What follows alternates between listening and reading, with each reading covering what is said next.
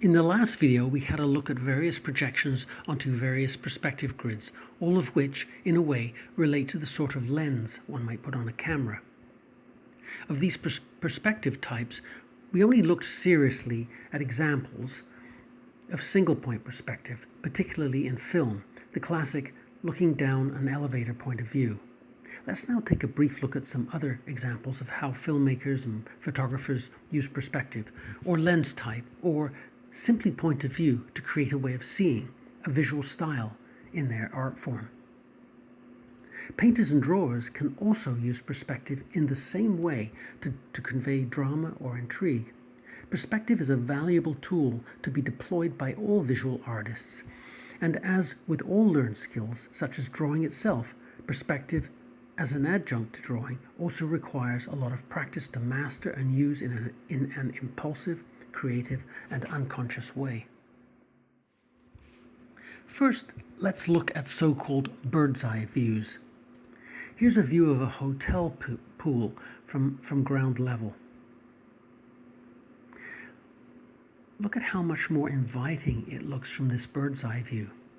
The bird's eye view communicates more positive attributes to the location that are not evident in the ground level view. The bird's eye view frames the situation better and makes it look more inviting. As well, the objects on the patio beside the pool are pleasantly arranged to please the eye, making us feel like we'd like to be there. There is an art to understanding point of views and perspectives such as this, and then apply it to images in order to manipulate the viewer's feelings and associations. There are a number of classic points of view depicted in the films of director Wes Anderson, and one is the similarly attractive and compelling bird's eye point of view. The bird's eye shots of flattish surfaces with objects on them has a particularly graphic effect, which is very pleasing. In a way, it parallels the fairly recent design styling of knolling. Knolling. Knolling was allegedly precipitated by a janitor called Andrew Cromlow, who was working in Frank Gehry's furniture shop, where Gehry was designing furniture for a company called Knoll, owned in part by designer Florence Knoll. Cromlow would arrange tools and objects on desks in an orderly and perhaps obsessive-compulsive manner in attempts to tidy things up, and he called the arrangement knolling because the strong verticals and horizontals reminded him of Florence Knoll's designs. Apparently, he'd take photographs of the arrangements, and when these were noticed, the notion of knolling as an act of design began gaining traction. With the advent of social media, and particularly Instagram, the knolling of objects has become epidemic. You know what I'm talking about. You've seen this before. Like me, you perhaps had no idea it actually had a name, but like me, you might have actually done this unthinkingly before. Like the person who assembled the gear in these photos, I've knolled without being aware of the concept with my backpacking and climbing kit and taking photos so that I can clearly see what kit I require or required for heading into the out of doors. The tiled effect of Instagram itself parallels the knolling of objects. Knolling also has shades of the memory game that some of you might have played as children. Having objects or images arranged in vertical and horizontal columns, as in knolling, seems to provide a response from the part of the mind that wishes to organize the world around us and maintain an awareness of where objects are generally.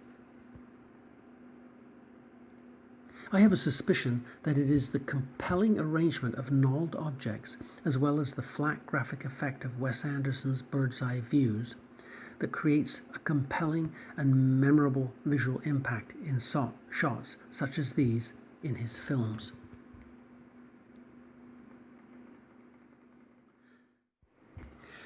What is notable about bird's eye views and their flattening effect is that they actually play down the linear perspective that we are studying. Be aware that our uses of perspective are analog, not digital. It's not a question of either or. We can go from one extreme, such as these down shots, to the other, up shots, that are perhaps closer to the single point perspective that we have looked at previously, but are really just a point of view. Upshots are also known as a worm's eye view and are generally used for dramatic effect. If you want to make a big truck appeal to men, then you might present it closer to a worm's eye view rather than a bird's eye view. It makes the truck look big, imposing, something to literally look up to, and big trucks mean big men, who we might also look up to. To be looked up to might be quite literally a sign of status in our society. You often see the worm's eye point of view or upshot in comics. Here's a straightforward photograph of the front of a hotel.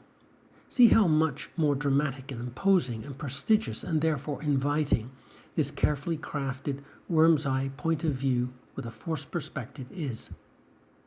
Remember, if you will, that we looked at drawing boxes in a very similar way when we looked at 3-point perspective grids, in which we had a vanishing point off in space above our object.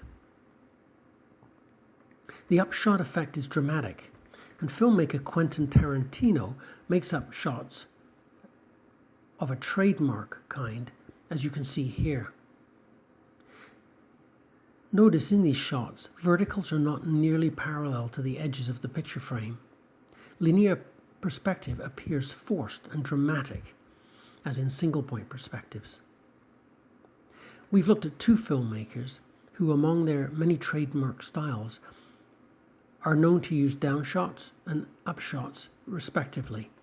Of course, both filmmakers would use both types of shots, but the craft, care, and consideration put into their respective trademark points of view associate them with the perspective, with each respective perspective device.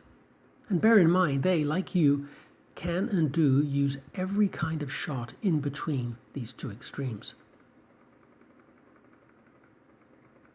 Remember, all of this perspective stuff that applies to film can be applied to painting and drawing if you have even a basic understanding of perspective and can apply it to create drawings according to your wishes. As well, even when drawing observationally, you can affect your drawings by dint of point of view. Rather than taking the drawing position at an easel that has been previously so strongly recommended by me, you might thumb your nose at my strong recommendation and get down on the floor in front of your model and draw from a worm's eye point of view. Or you can gain altitude some way or another and draw from a bird's eye view. Egon Schiele, for example, apparently liked to draw from step ladders. Don't stand on the last rung. If you become good at measuring angles or proportions instinctively, and then improve your ability to draw quickly and lyrically from oddly foreshortened angles, either high or low or in between, you could deliberately decide to draw a figure or object from a dramatically foreshortened point of view, the sort of view that would intimidate other artists with weak drawing abilities. I mentioned earlier in this video the filming of scenes from a distance with a zoom lens to flatten images out. Remember how we imagined a building off on Comox Spit in the distance and zoomed in? Remember how large the mountains appeared relative to the foreground when we cropped and zoomed? It's how the photographers who took these pictures made icebergs look so close to these houses and people. In actual fact, the icebergs are many kilometers away. Clear atmospheric conditions are, of course, required to help make the icebergs look closer without any aerial perspective, making them appear somewhat distant. Aerial perspective, now that is possibly a new term for you and describes atmospheric effects at a distance rather than the foreshortening associated with linear perspective. And we will deal with this effect in a separate little movie later on in this drawing course but also in painting courses. In short, if the atmosphere were foggy or hazy, the icebergs might still be visible and read as huge. However, they would be perceived as further away because they would be closer to a silhouette without any tonal complexity, which would suggest distance to our perceiving minds. So the zoom lens can make the foreground seem closer to the background. This effect can improve real estate. For example, it can make a hotel seem closer to the White House. Or it can add crucial drama in a film sequence, like this one from Tinker Tailor Soldier Spy. Shot from a considerable distance with a powerful zoom lens, the landing aircraft appears shockingly close to the characters in an almost menacing way and provides a visceral tension to the scene. Another film I noticed that was unusual for its use of zoom lens was the dark and dry Swedish drama comedy Force Majeure. Wonderful film on many counts, can't say enough good about it. The central incident is an avalanche viewed from an outdoor restaurant or bar patio at a French ski resort on which the main characters, a Swedish family on holiday, watch an avalanche be dislodged by explosives and then move down the mountain towards them. This shot alone had to be taken with a zoom lens, which has the effect, as we have seen and are seeing, of making things in the background seem especially large and close to things in the foreground. The avalanche seems very close to the family and the patio's occupants. I can't be sure, but I very much suspect the avalanche was triggered and filmed and ran out some distance away. But at the appropriate time, some other explosive might have been triggered nearer the patio to create the effect of blowing snow and ice powder onto the patio. The film's director, Ruben Östlund, is alleged to be a visual filmmaker who wants to film events to capture people's reactions and interactions rather than trying to fabricate a written narrative. So if this is the case, this is why such filmmaking would appeal to me, because I'm a visual artist. I can't begin to speculate too much on the reason for all the long shots. Without mentioning the type of camera lens specifically, I notice some online banter on the film suggests Östlund's point of view is at an, quote, anthropological distance from his subjects. This perhaps strikes me as a good description. This might be reason enough and sounds good in words, but I'm not so keen on words and their treachery against the image. Personally, I'm interested in notions of the sublime, which for me abound in this film, the sublime forces of nature which have the potential to destroy depending on your proximity. The zoom lens appears to alter that proximity and brings that which might destroy you or us, as observed from afar, into closer proximity to the viewer. And this lens effect isn't just used in the avalanche scene, it's used throughout the film for what can again be described as a trademark visual style. Words